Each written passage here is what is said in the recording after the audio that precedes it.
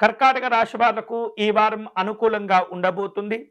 అనుకున్నటువంటి పనులు సకాలంలో పూర్తి చేసుకోగలుగుతారు. వృత్తి వ్యాపారాలు సానుకూలంగా పురోగమిస్తూ ఉంటాయి. ఉద్యోగ పరిస్థితుల్లో అన్ని విధాలుగా మీకు అనుకూలంగా ఉంటుంది.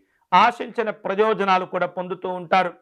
మీకున్నటువంటి హోదా గౌరవాలతో కూడిన అదనపు బాధ్యతలను కూడా చేపట్టవలసిన అవసరాలు ఏర్పడుతూ ఉంటాయి.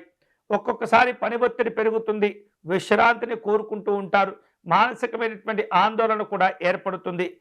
ఇటువంటి సందర్భాల్లో జాగ్రత్తగా సమతుల్యతను పాటిస్తూ మీ కార్యక్రమాలను పూర్తి చేసే ప్రయత్నం చేయండి. ముఖ్యమైనటువంటి అంశాల్లో మీ కుటుంబ సభ్యులతో ఉన్నటువంటి వివాదాలను కూడా ఈ వారం పరిష్కారం చేసుకునేందుకు ప్రాధాన్యతను తీసుకుంటూ ఉంటారు. లాభదాయకమైనటువంటి ప్రయోజనాలు పొందుతూ ఉంటారు. ఆర్థిక వ్యవహారాలన్నీ కూడా ఈ వారం చక్కబెట్టుకోగలుగుతారు. మాట విలువను పెంచుకుంటారు. అందరినీ కలుపుకుంటూ వెళుతూ ముఖ్యమైనటువంటి పనులు కూడా పూర్తి చేస్తుంటారు. చాలా వరకు ఈ వారం ఆర్థికంగా మీరు ఎదుర్కొంటూ ఉన్నటువంటి సమస్యలన్నీ కూడా తగ్గిపోతూ ఉంటాయి. నిరుద్యోగులకు అనుకూలంగా ఉంటుంది. మంచి మంచి ఉపాధి అవకాశాలు లభిస్తూ ఉంటాయి.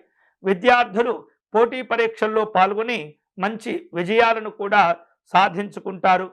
ఏవైతే మీరు చేపట్టిన కొన్ని దీర్ఘకాలికమైనటువంటి ప్రాజెక్టులకు సంబంధించినటువంటి పనులుంటాయో వాటిని నెమ్మదిగా పూర్తి చేసుకుంటూ ఉంటారు. వివాహ సంబంధమైనటువంటి అనుకూలతలు ఉంటాయి.